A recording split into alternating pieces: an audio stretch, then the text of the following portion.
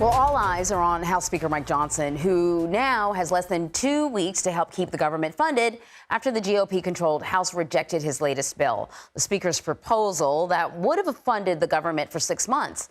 14 Republicans joined Democrats to oppose it. Speaker Johnson spoke to reporters after the vote.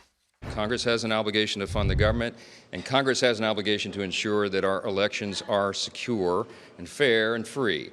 And this vote tonight would have accomplished both. I'm very disappointed that it didn't pass.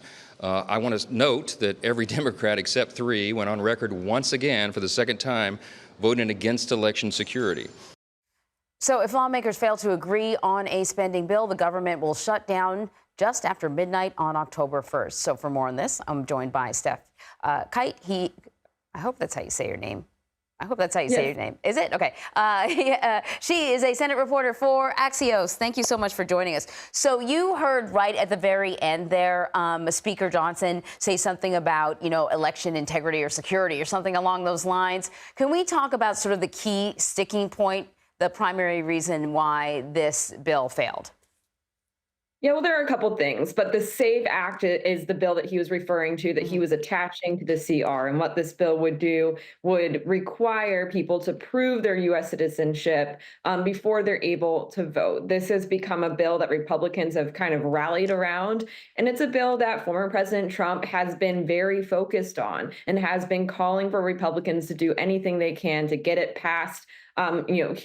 The former president has been alleging without proof that Democrats are getting immigrants who are unauthorized to vote in U.S. federal elections to vote. And this is all part of kind of these two issues that Republicans continue to hit on. On one side, this idea of fraudulent voting in elections, something we see coming up again and again ever since 2020. And again, there's no proof of any widespread voter fraud in U.S. elections. And then it also ties in kind of the border illegal immigration issue, which also has been a focus for Republicans. But still, even with that attached to the CR, Johnson still was not able to even get everyone in his own party to vote the package. So the speaker says that he's already talking to colleagues about their ideas for another plan. Do we have any idea what that might be? And do they even have enough time?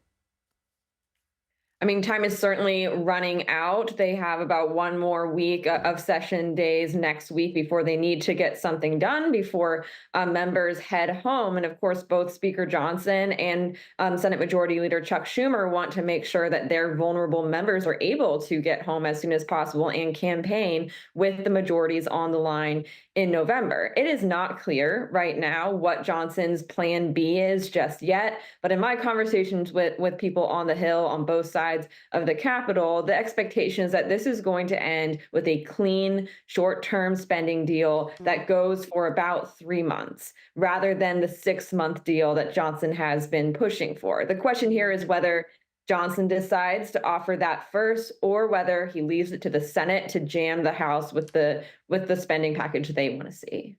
Well, if we're going to learn from history, something tells me this is going to go right down to the 11th hour, as usual. Stef, thank you very much. Thank you.